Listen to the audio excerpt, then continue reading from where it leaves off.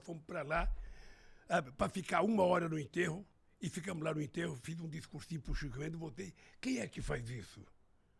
Ninguém faz isso, cara, só quem tem muito vínculo, só quem tem muita relação. E o PT construiu isso. Obviamente que você olha o PT, tem gente mais sofisticada, tem gente que já não é mais operário, tem gente que não é mais da base. E eu concordei com o discurso do Mano Brown. Eu acho que o PT não pode abandonar a periferia. Sabe? O PT não pode, os deputados do PT precisam frequentar, precisa visitar, precisa estar do lado, precisa apoiar. Sabe? Porque senão não há razão da gente existir. Para ser igual aos outros, não precisa a gente existir. Eu concordo, eu acho que esse era o ponto, na verdade, que ele tava tentando levantar. Sei lá, não sou Mano Brown, mas eu imagino que tenha sido alguma coisa nesse sentido. E, cara, a gente estava falando antes sobre a raiva que as pessoas sentem do PT e tal, e a gente começou a falar sobre isso. E, pô, é que assim, a gente também observou, especialmente nas eleições de 2018, aí um sentimento antipetista muito acentuado e tal, que, pô, querendo ou não, aconteceram por causa de todos os escândalos de corrupção e tudo mais. E dá uma manchada ali, até porque tinha muita gente, eu lembro de cientistas políticos e jornalistas falando na época assim, pô, o PT não admite, pô, o PT não faz o meia-culpa, puta, o PT não tá, cara, ele entrou numa vibe de, porra, eu sou PT e acabou e tal. É fantasticamente engraçado como as pessoas vivem pedindo pro PT fazer autocrítica. Autocrítica. Veja, se eu fizer autocrítica todo dia, eu não preciso de oposição. A oposição é que tem que me criticar. Por que eu mesmo tenho que me criticar? O problema é o seguinte. Ô Igor, presta atenção numa coisa. Você acha que a elite brasileira engoliu de graça o PT fazer uma lei que registrar empregada doméstica em carteira, jornada de trabalho, direito de férias, descanso semanal? Você acha que a direita aceitou pacificamente isso? Uma sociedade que é escravista? Você acha que eles aceitaram com muita tranquilidade o fato da gente fazer com que as pessoas pobres da periferia chegassem a fazer universidade? Que filho de empregada doméstica virasse médico, virasse engenheiro, virasse diplomata, virasse advogado?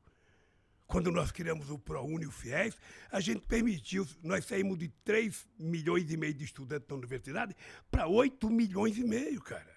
E a gente tem mercado para essa galera? É lógico que vai ter mercado. Esse é um processo, na medida que a gente vai formando mão de obra mais qualificada, essa gente vai trabalhando, vai melhorando a capacidade de produção no Brasil, vai ficando mais importante as coisas que nós produzimos, a gente vai ganhar novos mercados e a gente vai ser competitivo.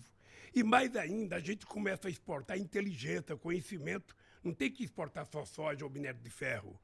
A gente vai exportar conhecimento, como faz o Japão, como faz a China, como faz os Estados Unidos, como faz a Coreia. É que a gente tem um monte de gente que é formada, a gente tem um quarto dos dentistas do mundo. O problema, sabe o que é, Igor? O problema é que no Brasil nunca se levou a sério as camadas de baixo chegar à universidade. Eu vou te dar um dado para você registrar, que eu falo sempre. Eu me formei pelo ProUni. Eu vou te dar um dado. O Peru foi descoberto em 1492, quando Colombo chegou aqui. Em 1554, o Peru já tinha sua primeira universidade. O Brasil foi descoberto 8 anos depois. A primeira universidade brasileira foi em 1920, ou seja, nós demoramos 420 anos para fazer a primeira universidade. Por quê? Porque 420 universidades tem tudo a ver, pô. Porque os filhos do rico iam estudar na França, nos Estados Unidos, eles estudavam. E como era uma sociedade escravista, para que negro precisa aprender, índio precisa aprender e pobre precisa aprender? Não. Esse país, até 1930, só podia votar quem tivesse terra, quem tivesse dinheiro. Sabe? Que era, mesmo que o cara não produzisse nada, se ele tivesse muita terra, ele virava conde, virava duque. E a gente não tinha. O analfabeto só foi começar a votar no Brasil na Constituição de 88. Ora, o cara sabe trabalhar, o cara sabe fazer pão, o cara sabe fazer um monte de coisa. Por que ele não pode saber votar? Por que ele era proibido de votar? Não, mas aí então tem muita coisa errada na nossa história. Você veja o cara. atraso em que a gente está submetido. O Brasil foi o último país do mundo a fazer a independência, o último a abolir a escravidão, o último a dar voto para a mulher. Você percebe que há uma... Eu tenho um amigo meu que é jornalista e ele tem um sítio em Porangaba. Porangaba é indo para para Sorocaba. Quando esse cara resolveu dar 13º salário para o funcionário dele, o restante dos sitiantes se rebelaram. Cara, como é que você vai dar 13º, vai dar férias? Sabe? Todo mundo vai querer.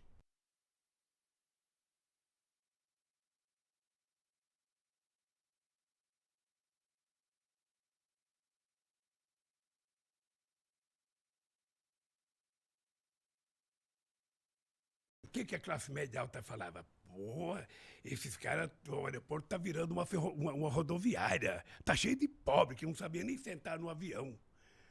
Aí, o que nós fizemos foi o seguinte: nós fizemos a maior política de inclusão social que esse país já conheceu desde que foi descoberto. E na prática, por que eles conseguiam pegar o avião? O que mudou? Eles passaram a ganhar mais, o salário mínimo aumentava todo ano, o pequeno agricultor começou a ganhar mais porque a gente dava mais dinheiro. Quando eu cheguei na presidência, o Pronaf era 5 bilhões, só liberava 2 bilhões. Quando nós deixamos o governo, era 30 bilhões. Então a gente criou programa de PA para comprar alimento, a gente comprou o PNAE para comprar alimento e dar para as pessoas mais pobres nas escolas. Ou seja, nós fizemos um programa de inclusão social, nós criamos o Pronaf Mulher. A mulher recebia o dinheiro, o Minha Casa Minha Vida, a escritura era dada no nome da mulher. Sabe? O Bolsa Família, o cartão era no nome da mulher. Porque a gente inverteu um pouco a lógica de achar que os pobres não podem subir um degrau na ascensão social. É preciso as pessoas compreenderem. Nós tiramos 36 milhões de pessoas da miséria absoluta, acabamos com a fome nesse país, que voltou agora poderosamente forte, e nós conseguimos colocar 42 milhões de pessoas com padrão de classe média baixa. A coisa mais orgulho que eu tinha quando eu chegava no Nordeste, os caras falavam: Lula, eu encostei o meu jumento e comprei uma motocicleta.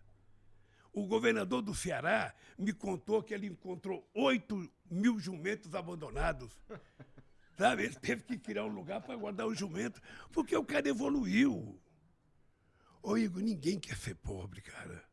Ninguém quer ser pobre, ninguém quer comer mal, ninguém quer se vestir mal. Todo mundo quer ter as coisas. Por que o cara é pobre? Porque ele não teve oportunidade. Ele não teve chance. O que vai fazer agora? Porque assim, quando tu se elege, em 2002 lá,